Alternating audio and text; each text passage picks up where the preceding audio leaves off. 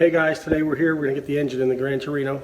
So we're gonna finish putting her together, and we're gonna get Suzy Q in here, and we got her put together. So stay tuned. Here we go.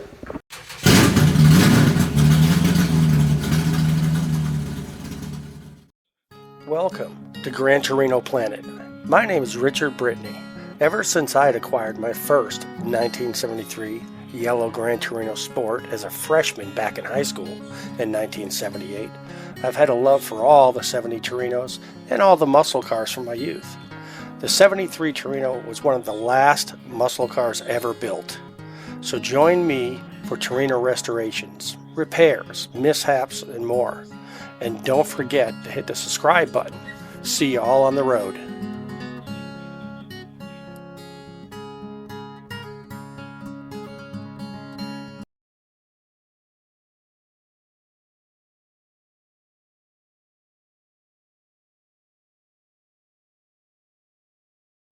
All right, we got thermostat in. Our temperature gauges are in our sensors.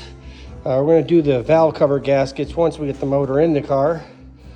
At this point, the next thing we're going to do is we're going to get the flywheel,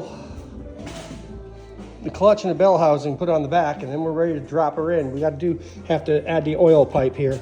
So that'll be what we do right now. We'll work that next. Yeah, so we'll get this in next. The oil gauge, temperature, pressure, oil pressure, and then we're going to put in a gauge in the car. So that'll be the next set we do here. So we got the gauge on it.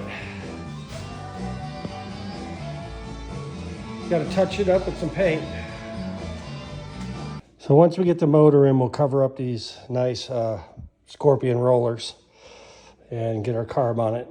We're getting close, guys, to dropping this block in. So in a few minutes, we'll pull Suzy Q in the garage here and drop this bad boy in. Okay, well, now it's time to put the, I'm not sure how you really pronounce it, I'm assuming McLeod clutch and pressure plate on. So let's go ahead and we'll get this piece done and get ready to drop this block in.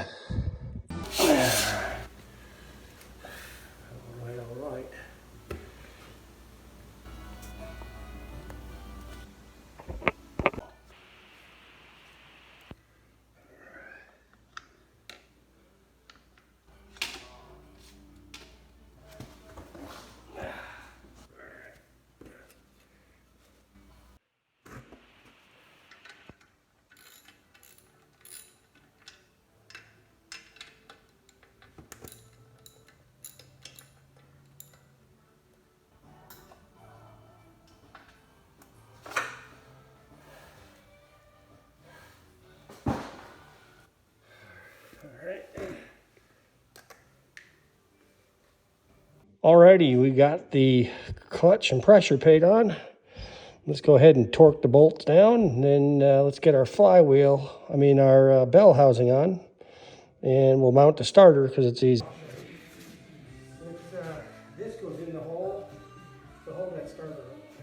So this should be on the bottom, I believe. So this goes inside right there. Now we got the starter bolt. Right.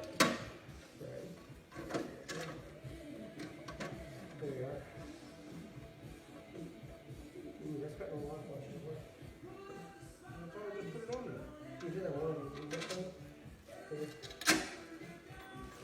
Yeah, this is a lock on. Size is that bad boy?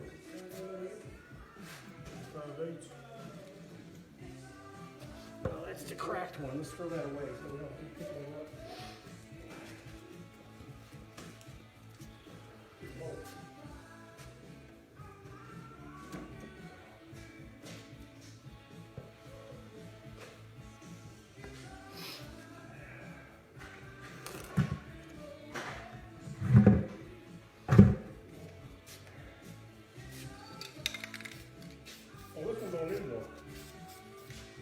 Why is that? Oh, yeah, okay.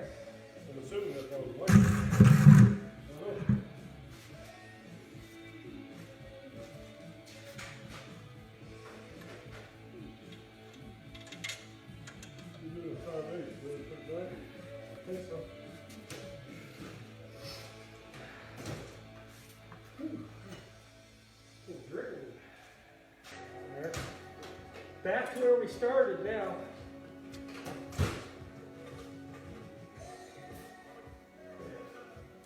Those gaskets. I bought good gaskets. I'm hoping they're as good as they say they are. You know?